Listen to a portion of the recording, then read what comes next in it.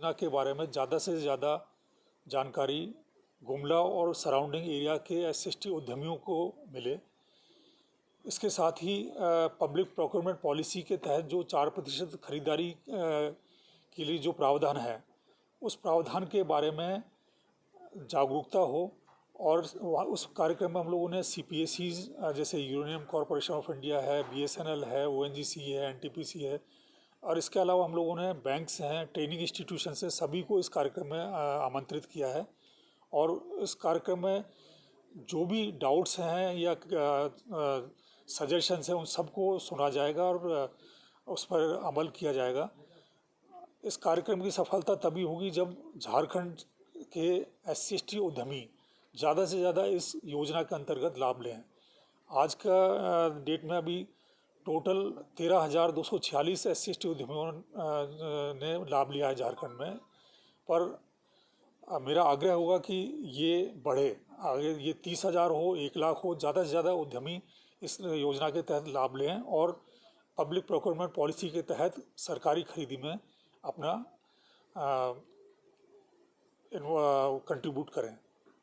Thank you. तो sir थोड़ा और सवाल है कि प्लीज़।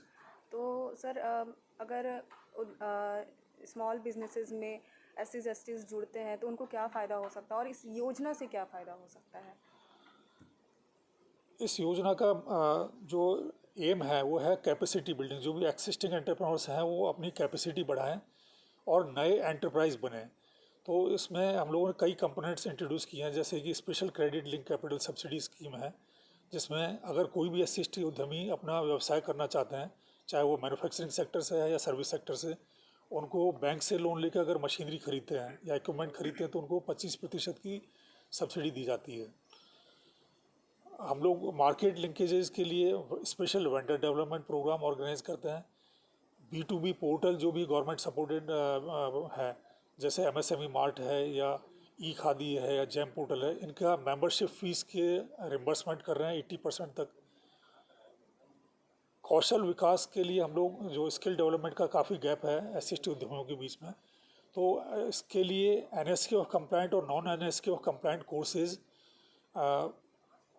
गवर्नमेंट और ऑटोनमस बॉडीज़ के थ्रू हम लोग प्रोग्राम ऑर्गेनाइज करते हैं। ये ट्रेनिंग प्रोग्राम 10 दिन से लेके 6 महीने तक के ड्यूरेशन के होते हैं और ये SC/ST उद्यमियों के लिए टोटली फ्री हैं। अभी तक पूरे देश भर में करीब 37,000 SC/ST उद्यमियों को हम लोगों ने ट्रेनिंग प्रोग्राम्स ऑर्गेनाइज किए हैं, पर झारखंड में ये केवल 784 का फिगर है और ये आगे बढ़े, इसके लिए हमारी कोशिश जारी है। और कम्पिटिटिवनेस बढ़ाने के लिए हम लोगों ने कई तरह की रिम्बर्समेंट सब्सिडी इंट्रोड्यूस की हैं, जैसे कि कोई भी अगर बैंक से लोन लेते हैं तो उनकी प्रोसेसिंग फ़ीस का हम लोग 80% का रिम्बर्समेंट करते हैं। अपने उत्पाद का अगर टेस्टिंग कराते हैं तो उस टेस्टिंग का फ़ीस का 80% या 1 लाख रुपये प्रति वर्ष तक का रिम्बर्समेंट करा रहे हैं।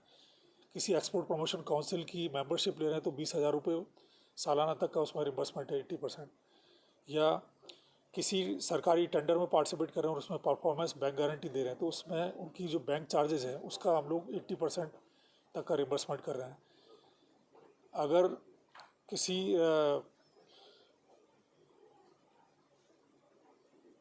NIRF रैंक्ड मैनेजमेंट इंस्टीट्यूशन है जिसमें सभी IITs और IIMs शामिल हैं, उनमें अगर किसी तरह का ट्रेनिंग प्रोग्राम अटेंड करते हैं तो उसमें 1 लाख रुपये या 90% तक की सब्सिडी दी जाती है।